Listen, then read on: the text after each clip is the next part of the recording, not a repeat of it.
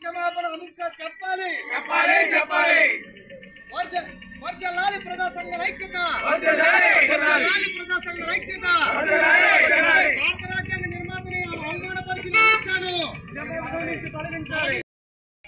కేంద్ర మంత్రి పదవి నుంచి తొలగించాలి.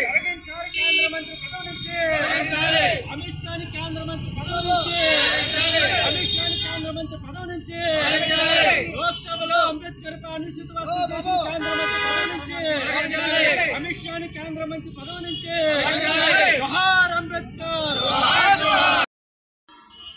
కేంద్ర హోంశాఖ మంత్రి మరి అమిత్ షా గారు భారత రాజ్యాంగ నిర్మాతైనటువంటి అంబేద్కర్పై ఆయన అనుచితమైన వ్యాఖ్యలు చేయడం మేము చాలా దుర్మార్గమైనటువంటి ఆయన మాట్లాడుతూ దీన్ని ప్రజా సంఘాలుగా మేము ఖండిస్తూ ఉన్నాం.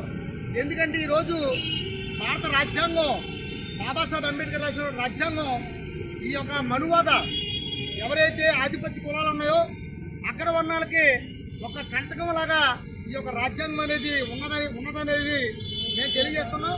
ఎందుకంటే బీజేపీ అధికారంలోకి వచ్చిన తర్వాత భారత రాజ్యాంగాన్ని మొత్తం దాన్ని తీసేయడానికి అనేక కుట్రలు గత నుంచి కూడా ప్రయత్నం చేస్తున్నారు.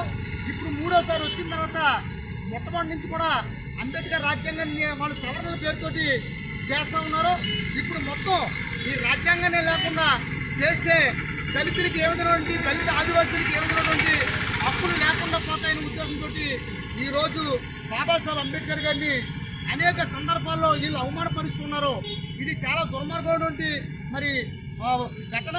అందుకోసం మనుధర్మాన్ని రక్షించడం కోసం, సనాతన ధర్మాన్ని రక్షించడం కోసం ఈరోజు బీజేపీ ప్రభుత్వం కేంద్రంలో మరి ఆదివాసుల మీద, దళితుల మీద, పీడిత వర్గాల మీద, కార్మికులు, రైతు కూలీల మీద ఈరోజు ముప్పేట దాడి చేస్తూ ఉంది. ఈ దాడిని మేము ఖండిస్తా ఉన్నాం. ఎందుకంటే భారత రాజ్యాంగం లేకపోతే ఆదివాసీ దళితులకి హక్కులు ఇవ్వనేసి ఈ సందర్భంగా తెలియజేస్తున్నాం. ఈ హక్కులు ఉన్నటువంటి హక్కులను ఉపయోగించుకుంటూ చదువుకునే అవకాశాన్ని కానీ చదువుకున్న హక్కుని ఇవాళ రిజర్వేషన్ కల్పించాడంటే బాబాసాహెబ్ అంబేద్కర్ పుణ్యం. అందుకోసం ఈరోజు ఏ విధంగా హక్కులు లేకుండా చేసి బానిసలుగా ఈరోజు ఈ బీజేపీ ప్రభుత్వం చూస్తూ ఉంది. ఇది సరైనది కాదనేసి ఇప్పటికైనా సరే ఈ కేంద్ర ప్రభుత్వం ఆలోచించాలని అమిత్ షా చేసినటువంటి వ్యాఖ్యానాలు దాన్ని మేము ఖండిస్తా ఉన్నాం. దీన్ని కేంద్ర ప్రభుత్వం అతన్ని ఈరోజు కేంద్ర క్యాబినెట్లో ఆయన ఉన్నాడు కాబట్టి అతని పదవి నుంచి తొలగించాలని అంబేద్కర్ని అవమానపరిచినటువంటి అమిత్ షా పబ్లిక్గా ప్రజల ముందుకు క్షమాపణ చెప్పాలనేసి మేము డిమాండ్ చేస్తూ అఖిల భారత రైతు సంఘం జిల్లా నాయకులు ఏర్పాటు చేస్తున్నాం.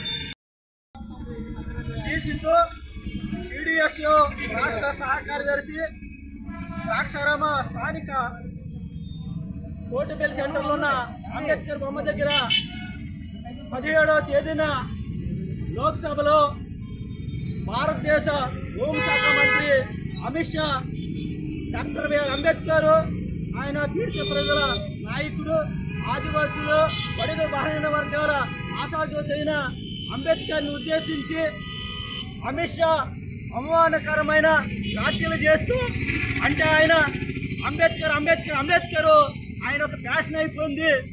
అది కాకుండా అంబేద్కర్ కాకుండా దేవుణ్ణి జపిస్తే 7 స్వర్గాల్లో మనం పుణ్యం దక్కుతుందనే ఉద్దేశంతో అమిత్ షా మరి మాట్లాడడం, ఈ దేశంలో దళిత ఆదివాసులందరినీ కూడా కించపరచడం, అదేవిధంగా భారత రాజ్యాంగాన్ని రాసి ఈ రోజున అనేక మంది హక్కుల కోసం మహాత్ముడు అంబేద్కర్ ఎన్నో కష్టాలు పడి ఈ రాజ్యాంగాన్ని రాశాడు.